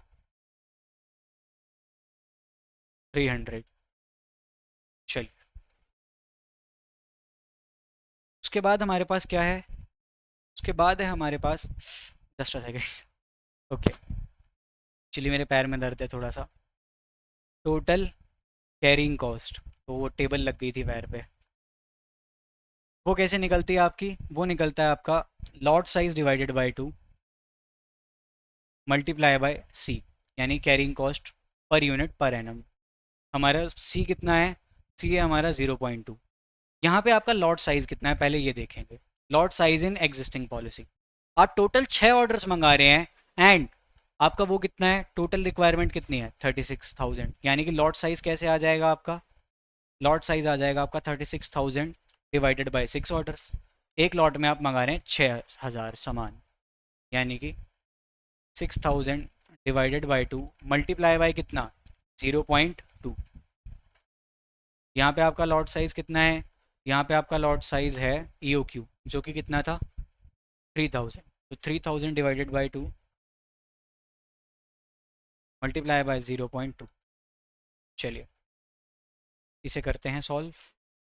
6,000 डिवाइडेड बाई 2 मल्टीप्लाई बाय 0.2 कितना हो गया, ये हो गया 600। अगर इसे सॉल्व करेंगे 3,000 multiply by 2, sorry multiply by 0.2, हाँ 3,000 मल्टीप्लाई बाय 0.2 डिवाइडेड बाई 2, ये आ गया 300। सो बेसिकली टोटल कॉस्ट कितनी है, 1 + 2 + 3, वो आ जाएगी आपकी। देखो एक और चीज़, EOQ पे टोटल ऑर्डरिंग कॉस्ट और टोटल कैरिंग कॉस्ट दोनों सेम है। आइए अब ध्यान देंगे, 36,000 + 150 + 600, ये कितना हो गया, 36,750। यहाँ पे कितनी है, 36,000 + 300 + 300, यानी कि 36,600। तो बेसिकली जो हमारी सेविंग हो रही है, सेविंग वो कितनी होगी 36,750 माइनस 36,600, यानी कि हमारी जो सेविंग होगी वो 150 रुपये की होगी बाय ऑप्टिंग ईओक्यू की पॉलिसी, बाय ऑप्टिंग ईओक्यू की पॉलिसी। ये बहुत ही इजी लेवल का क्वेश्चन था। ये आपका सिर्फ एक इंट्रोडक्टरी क्वेश्चन था कि किस तरीके के क्वेश्चन आपको अभी आगे मिलने वाले हैं। अब जो क्वेश्चन हम करने जा रहे हैं ना माय डियर झल्लो, उसमें मज़ा आ जाएगा, उसमें डिस्काउंट वाला पार्ट आ रहा है। आइए शुरू करते हैं, समझ के चलते हैं चीज़ों को। क्वेश्चन कहता है a company manufactures a special product which requires component alpha. Okay, the following particulars are collected. Annual demand alpha की इतनी है, cost of placing an order 2,000 रुपये, 200 रुपये एक ऑर्डर में प्लेस करने में लगते हैं, कॉस्ट पर यूनिट 400 रुपये है, कैरिंग कॉस्ट पर यूनिट 20 रुपये है। ओके, उसके बाद कहते हैं, क्या कहते हैं, तो कंपनी को ऑफर किया गया है 4% डिस्काउंट पे परचेज प्राइस ऑफ अल्फा पे provided order size is 4,000 components eight a time. हम गए, क्या कहते हैं, देखो यार ध्यान से समझो, मैं जिस बंदे से ये बटन्स लेता हूँ उसने मुझसे कहा यार एक काम करो, तुम ना एक ही साथ 4,000 बटन ले लो, अगर तुमने ऐसा किया तो मैं तुम्हें 4% का डिस्काउंट दूंगा। Required compute economic order quantity, and second है आपका कि क्या हमें ऑफर एक्सेप्ट करना चाहिए। तो देखो हम क्या करेंगे, हम टोटल कॉस्ट निकालेंगे इन ईओक्यू और टोटल कॉस्ट निकालेंगे इन ऑफर। दोनों में से जिसकी कॉस्ट कम होगी, अगर तो ऑफर की कॉस्ट हमें कम पड़ रही है तो हम ऑफर एक्सेप्ट कर लेंगे, नहीं तो रिजेक्ट कर देंगे। किस तरीके से करना है अभी समझो, अभी ध्यान देंगे। सबसे पहले हम निकाल लेते हैं अपना ईओक्यू। ईओक्यू कैसे निकलेगा उसके लिए देखो, सी हमें पता है, सी कितना आएगा 400 मल्टीप्लाई बाय 20%, मल्टीप्लाई बाय 20%, ये आ गया आपका 80। ओ कितना है 200, ए कितना है 8,000।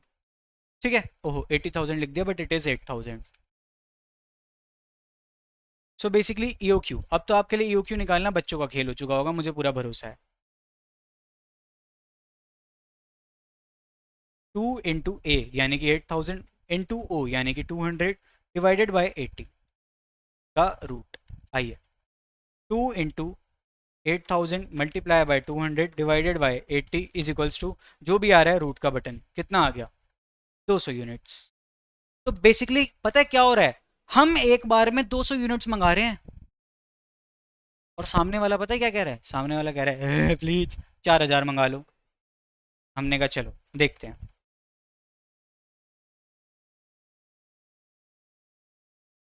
ठीक है, मैंने चेक भी कर लिया है, हमारा आंसर सही आ रहा है। मुझे लगा कहीं 200 और 4,000 बहुत फ़र्क है, लेकिन सही आ रहा है। अब आ जाओ, हम यहाँ पे बनाएंगे टेबल। किस चीज़ की टेबल बनाएंगे, for the evaluation, evaluation of offer. आ जाइए, बना लेते हैं ज़बरदस्त सी table.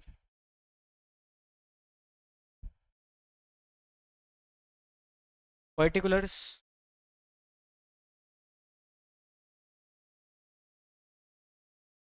Lot size is equals to E O Q is equals to 200 units, अगर लॉट साइज ये है। दूसरा आपका केस कौन सा है, लॉट साइज अगर आपका क्या है 4,000 यूनिट्स है, जैसा कि आपको ऑफर मिला है।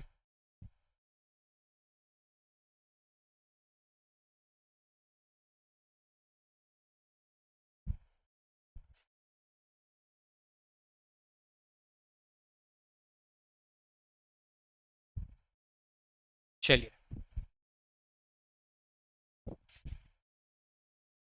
सबसे पहला आएगा हमारे पास में परचेज कॉस्ट। देखो यार, ऑफर हमें कब मिल रहा है 4% का, वो 4% का ऑफर हमें तब मिल रहा है जब हम 4,000 कंपोनेंट्स एक बार में ऑर्डर कर रहे हैं, अदरवाइज नहीं मिल रहा। तो अभी हमारे लिए क्या है, अभी हमारे लिए 400 ही है कॉस्ट प्राइस, और टोटल डिमांड कितनी है 8,000 की। तो हमारे पास ये आ जाएगा 8,000 मल्टीप्लाई बाय 400, ये कितना हो जाएगा 8,000 मल्टीप्लाई बाय 400, ये हो जाएगा आपके पास में 32 लैक्स। कितना हो जाएगा 32 लैक्स। उसके बाद अगर हमने 4,000 यूनिट्स करे तो हमें 4% का डिस्काउंट है, यानी कि 400 minus 4% multiply by ₹8,000, sorry 8,000 units. तो कैलकुलेटर पे लेंगे 4,000, सॉरी 400 रुपये का है ना एक यूनिट। 400 दबाने के बाद दबाएं माइनस का बटन, फिर दबाएं 4 और फिर दबाएं परसेंटेज का बटन। तो आपको पता है कितना मिल जाएगा? 400 माइनस 4% का फाइनल आंसर मिल जाएगा, जो मिलेगा आपको 384। ये देखें, दोबारा बता रहा हूँ क्या करें। कैलकुलेटर पे लें 400, दबाएं माइनस का बटन, फिर दबाएं 4, फिर कुछ ना करके सीधा दबाएं परसेंटेज का बटन, तो आपको 384 मिल रहा होगा। मल्टीप्लाई बाय 8,000 कितना आ गया? 307200। इसका आंसर ना 384 आया, ये लिख लीजिए। क्या कर लीजिए, यहाँ पे इस तरीके से लिख लीजिए। चलिए, उसके बाद क्या है? उसके बाद है हमारे पास ऑर्डरिंग कॉस्ट। ऑर्डरिंग कॉस्ट कैसे निकलती है? Number of orders multiply by cost of placing one order. ये आपकी टोटल ऑर्डरिंग कॉस्ट है, टोटल ऑर्डरिंग कॉस्ट। वो कैसे निकलता है? Number of orders. Number of orders कैसे निकलता है? Annual requirement divided by lot size multiply by ordering cost multiply by सीधा ओ। चलिए आ जाइए, ये क्या है आपका? एनुअल रिक्वायरमेंट है आपकी 8,000, लॉट साइज आपका है 200, और ओ कितना है? और cost of placing one order वो है 200 रुपये। 200 ही है, यस 200 ही है। सो बेसिकली ये आपका कितना आ जाएगा? ये 8,000 ही आ जाएगा। इस साइड आएंगे जहाँ पे आपका लॉट साइज 4,000 है। Annual requirement 8,000 divided by lot size 4,000 multiply by O यानी कि 200। तो ये कितना हो जाएगा? 8 डिवाइडेड बाय 4 मल्टीप्लाई बाय 200, ये हो जाएगा आपके पास में 400 रुपीज़। क्योंकि ऑर्डरिंग कॉस्ट इतनी कम क्यों? क्योंकि नंबर ऑफ ऑर्डर्स कम है। अब आ जाते हैं हम अपने लास्ट पार्ट पे, जो कि क्या है? Total carrying cost. वो कैसे आता है? वो आता है आपका lot size divided by 2 multiply by C. अब देखो, ध्यान से एक चीज़ आपको समझने वाली है। ये सिर्फ वही समझ पाएगा जिसने अभी तक हम कॉन्सेप्चुअली पढ़ा है। जो सिर्फ रटने की कोशिश कर रहा है वो नहीं समझ पाएगा। ध्यान दो, लॉट साइज कितना है? 200 divided by 2 multiply by C. C economic order quantity का कितना है? 80। कितना है? 80। ये आ जाएगा आपका 200 डिवाइडेड बाय 2 मल्टीप्लाई बाय 80। ये हो गया आपके पास में 8,000। क्या ये सही आ रहा है? यस 8,000 ही आ रहा है। अब ध्यान देंगे, लेकिन यहाँ पर सी का है। देखो हम सी क्या करते हैं? सी को निकालने के लिए हम क्या करते हैं? पर यूनिट की जो कॉस्ट होती है उसे मल्टीप्लाई करते हैं परसेंटेज गिवन से। पहले यहाँ पे लॉट साइज डिवाइडेड बाय 2 कर लेते हैं, 4,000 डिवाइडेड बाय 2। अब यहाँ पे सी कैसे निकलेगा वो देखो। हम क्या करते हैं? परसेंटेज किस पे लगाते हैं? परचेज प्राइस पे निकालते हैं। यहाँ पे तो हमारा परचेज प्राइस ही बदल गया जब लॉट साइज 4,000 है। परचेज प्राइस अब कितना है? 384, यानी कि जो स्टोरेज कॉस्ट है वो भी इसी पे लगेगी, यानी कि 384 मल्टीप्लाई बाय 20%।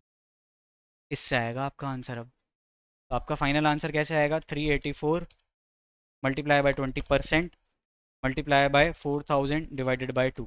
ये आ गया 1,53,600। क्या आ गया? 1,53,600। अब हम क्या करेंगे? अब हम सिंपल टर्म्स में बस टोटल कर देंगे, टोटल कॉस्ट। अभी ना एक इसमें एक डाउट आता है स्टूडेंट्स का, आप लोग को वो बताता हूँ, मज़ा आ जाएगा।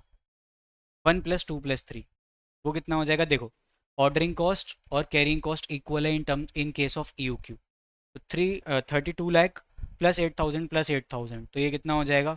32,16,000। ये कितना होगा? 30,72,000 प्लस 400 प्लस 1,53,600। ये हो जाएगा आपके पास में 3 लाख, सॉरी 32,26,000। कितना हो जाएगा? 32,26,000। सो बेसिकली यहाँ पे क्या हो रहा है? हमें ऑफर एक्सेप्ट नहीं करना है। क्यों? क्योंकि हमें क्या करना है my dear students? Offer accept नहीं करना है, क्योंकि टोटल कॉस्ट जो है वो ज़्यादा आ रही है एज कंपेयर टू ईओक्यू। यहाँ पे अब एक बच्चे का डाउट आ सकता है। मान लेते हैं एग्जाम्पल के लिए, एग्जाम्पल दे रहा हूँ, ये 3,26,000 ना होके ये 3,07,000 होती। अब देखो ईओक्यू पे कॉस्ट ज़्यादा आ रही है, यहाँ कॉस्ट कम आ रही है, तो ऑब्वियसली हम क्या करते हैं, ऑफर को एक्सेप्ट कर लेते हैं। स्टूडेंट पता है क्या कहता है, भैया आपने एक चीज़ बताई थी हमें। मैंने कहा हाँ क्या बताई थी। कहता है भैया आपने एक चीज़ बताई थी, वो ये बताई थी कि हमारी जो कॉस्ट होती है वो मिनिमम होती है किस पे, ईओक्यू पे, तो इसकी कॉस्ट कम कैसे आ रही है। एग्जाम्पल के लिए अगर कम आ जाती तो वो कम इसलिए आ रही है माय डियर स्टूडेंट्स, क्योंकि यहाँ पे परचेज प्राइस चेंज हो रहा है। ईओक्यू के केस में हमने एक अजम्पशन लिया था कि परचेज प्राइस चेंज नहीं होगा, यहाँ पे क्योंकि परचेज प्राइस चेंज हुआ है उसी वजह से ये चेंजेस आ रहे हैं। ठीक है, तभी ये कॉस्ट कम आ रही है, अदरवाइज नहीं आ सकती। लेकिन यहाँ पर तो कॉस्ट भी ज़्यादा ही आ रही है, तो हम क्या करेंगे, इस ऑफर को बहुत ही रिस्पेक्टफुली, बहुत ही प्यार से रिजेक्ट कर देंगे। चलिए बढ़ते हैं आगे। उसी तरीके से रिजेक्ट करना है जिस तरीके से आपकी क्रश आपको करती है। भैया पर्सनल नहीं होते बस, चलो कोई बात नहीं। Let's move on to the question. जैसे आप अपने एक्स के प्यार में अभी मूव ऑन नहीं कर पा रहे हैं, लेकिन आपको क्वेश्चन के साथ मूव ऑन करना पड़ेगा। भैया अब बस करो, बहुत पर्सनल हो रहे हो। A manufacturing company buys its monthly requirement 7,500 units of material in 10 installments every year. Okay. Purchase cost जो है आपकी वो 15 है, ऑर्डरिंग कॉस्ट आपकी 450 है, इन्वेंट्री कॉरिंग कॉस्ट आपकी 15% है। At what quantity of purchase will ordering cost equal to inventory cost, ये तो हमें पता है, ऑर्डरिंग कॉस्ट और इन्वेंट्री कॉस्ट ईओक्यू पे इक्वल होती है, तो बेसिकली यहाँ पे आप ईओक्यू निकाल दो। कहता है सुनो, what is the total annual cost under prevailing inventory policy. अभी की पॉलिसी पे आपकी क्या इन्वेंट्री पे आपकी टोटल एनुअल कॉस्ट कितनी चल रही है। और कहता है if the supplier is willing to offer a discount of 3% supplies on more than 22,500 per order. अगर आप इतना ऑर्डर एक साल एक बार में दे रहे हो, एक ऑर्डर पे इतनी क्वांटिटीज, तो क्या आप revised, what would be recommend as the revised order quantity, तो क्या आप अपनी ऑर्डरिंग क्वांटिटी को रिवाइज कर देंगे। Evaluate bye comparison with the option of ordering at economic order quantity. कहता है इस कंपैरिजन को करो ऑर्डरिंग इकोनॉमिक ऑर्डर क्वांटिटी के साथ। बेसिकली पता क्या कह रहा है, जो टोटल कॉस्ट आपकी इकोनॉमिक ऑर्डर क्वांटिटी पे आई और जो आपकी टोटल कॉस्ट ये 22,500 पे आ रही है, उन दोनों को आपस में कंपेयर करो। क्वेश्चन बेसिकली हमसे लास्ट लाइन में सिर्फ इतनी सी बातें करना चाह रहा है। चलिए शुरू करते हैं क्वेश्चन को। सबसे पहले हम निकालेंगे यहाँ पे, क्या निकालेंगे क्वेश्चन में, ईओक्यू निकाल लेंगे। At what quantity of purchase will the ordering cost equals to inventory cost, तो उसके लिए हम क्या निकालेंगे अपना EOQ, 2 × A × O divided by C. आ जाओ, 2 × ए कितना है, ये तो मंथली रिक्वायरमेंट है, तो ए कैसे निकलेगा, ए निकलेगा आपका 7,500 मल्टीप्लाई बाय 12, वो आ जाएगा 90,000। 90,000 मल्टीप्लाई बाय ओ, ओ कितना है आपका 450 डिवाइडेड बाय सी, सी कितना है आपका 15 × 15%। परचेज प्राइस आपका 15 है, परसेंटेज आपका 15 है, ये कितना हो जाएगा 2.25, क्या इतना ही है, यस, एंड इसका रूट, तो ये कितना आ जाएगा माय डियर स्टूडेंट्स, ये आ जाएगा आप लोग का 2 × 90,000 × 450 divided by 2.25 is equals to root का बटन, ये आ जाएगा आपके पास में 6,000 यूनिट्स। कितना आ गया माय डियर स्टूडेंट्स, ये आ गया आपका 6,000 यूनिट्स। चलिए अब आ जाओ, क्वेश्चन हमसे क्या कह रहा है, कहता है total annual cost prevailing inventory policy में बताओ। तो अब हमें क्या करना है, अब हमें बेसिकली वही टेबल दोबारा बनाना है जो टेबल हम यहाँ पे बना के आए हैं, सेम टेबल। आ जाओ इसी टेबल को उतार लेते हैं, बस चेंजेस करेंगे, वो चेंजेस मैं बताऊंगा कहाँ होंगे, लेकिन दोबारा सेम टेबल बनाते बनाते मैं तो थक जाऊंगा भैया। तो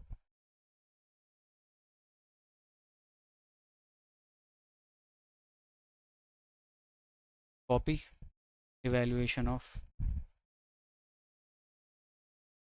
ओह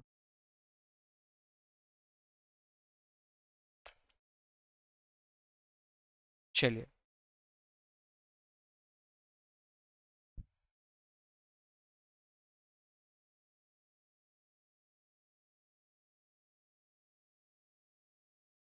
बहुत बढ़िया, आ जाइए। अब हमारे पास क्या है यहाँ पे, पहले ईओक्यू कितना है, ईओक्यू है हमारे पास में 6000 यूनिट्स, लॉट साइज 6000 यूनिट्स। उसके बाद और क्या क्या है, लॉट साइज ऑफर का, जो ऑफर का हमें कितना मिल रहा है, ऑफर हमें मिल रहा है 22,500 पे। कितने में मिल रहा है, 22,500 यूनिट्स पे हमें ऑफर मिल रहा है। चलिए ये सारी चीज़ें पहले क्लियर कर लेते हैं, क्योंकि ये सारे आपके फिगर्स चेंज होने वाले हैं।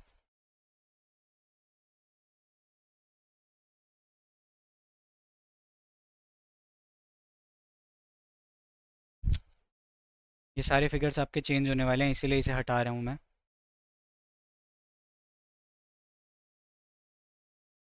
ध्यान देंगे, कह रहा है क्या कह रहा है, सप्लायर जो है वो 3% डिस्काउंट देने वाला है, लेकिन उसके लिए हम पहले नॉर्मल जाते हैं। नॉर्मली हमारी एनुअल रिक्वायरमेंट है 90,000 की, और परचेज प्राइस आपका चल रहा है 450। तो आ जाइए, नॉर्मली कितनी है, 90,000, एंड परचेज प्राइस कितना चल रहा है माय डियर स्टूडेंट्स, वो चल रहा है आपका 450। तो ये कितना आ जाएगा, 90,000 मल्टीप्लाई बाय 450। ओहो हो, बहुत बड़ा अमाउंट आ गया, इतना बड़ा आ गया कि मैं पढ़ भी नहीं पा रहा हूँ। तो ये आ गया आपका 4 करोड़ 5 लाख। अब ध्यान दो, सप्लायर क्या कह रहा है कि भैया सुनो यार, मैं ना एक काम करता हूँ, मैं तुम्हें कितने का, 3% का डिस्काउंट दे दूंगा अगर तुमने एक ऑर्डर में इतने से ज़्यादा मारे। तो यानी कि 3% कितने पे, ओहो, ये 450 तो आपकी क्या थी, ये 450 तो आपकी ऑर्डरिंग कॉस्ट थी, मुझे तो परचेज कॉस्ट लेना था, तो यानी ये 450 की जगह 15 आना था। गलती कर दी। सो 90,000, ओहो, इंटू 15 कितना हो गया, अब आया ना, 13,50,000। यस, सही है। अब देखो उसके बाद कह रहा है कि मैं तुम्हें 3% का डिस्काउंट दे दूंगा, तो 15 - 3% मल्टीप्लाई बाय 90,000 कितना हो गया, पहले देखो 15 माइनस का बटन, 3 का बटन, परसेंटेज का बटन, कितना मिल जाएगा, 14.55 मिल जाएगा इससे।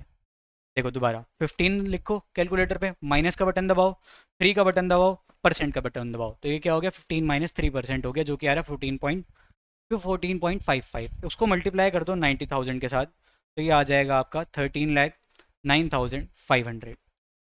उसके बाद देखो total ordering cost, A divided by lot size, A कितना है आपका 90,000, लॉट साइज आपका कितना है 6,000, ओ ऑर्डरिंग कॉस्ट आपकी कितनी है 450, ये कितना हो जाएगा 90,000 डिवाइडेड बाय 6,000 मल्टीप्लाई बाय 450, ये आ गया आपके पास 6,750। क्या आ गया 6,750। यहाँ पे देखेंगे annual requirement again 90,000, lot size कितना है 22500, मल्टीप्लाई बाय कितना, मल्टीप्लाई बाय आपका 450, 90,000 divided by 22500 into 450 is equals to कितना 1800। यहाँ पे देखेंगे आपकी ऑर्डरिंग कॉस्ट इतनी कम क्यों आई है, सॉरी, मैं ये कह रहा था माय डियर स्टूडेंट्स, यहाँ पे आपकी ऑर्डरिंग कॉस्ट इतनी कम क्यों आई है, वो इसीलिए आई है क्योंकि हमारा क्या हुआ है, नंबर ऑफ ऑर्डर्स कम हो गए हैं। क्या हो गए हैं my dear students, number of orders कम हो गए हैं। वो नंबर ऑफ ऑर्डर्स कम क्यों हुए हैं उसके बारे में समझना जरूरी है, क्योंकि लॉट साइज बड़ा है, राइट, इसीलिए।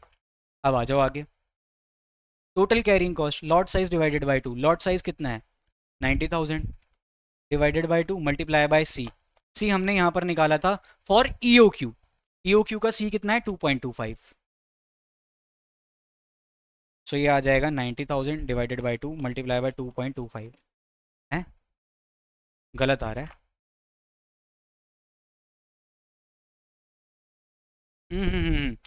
लॉट साइज है ना, लॉट साइज तो मेरा 90,000 थोड़ी है, लॉट साइज तो 6,000 है। अब मैं ये बताऊं गलत मुझे कैसे पता चला, क्योंकि ईओ क्यू पे आपकी ऑर्डरिंग कॉस्ट और कैरिंग कॉस्ट इक्वल होती है। सो 6,000 divided by 2 multiply bye 2.25, yes अब सही आ गया 6,750। अब यहाँ पे ध्यान देंगे, यहाँ पे आपका कितना है लॉट साइज 22500 डिवाइडेड बाय 2, यहाँ पर सी चेंज होगा, सी चेंज क्यों होगा, क्योंकि परचेज प्राइस भी चेंज हुआ है।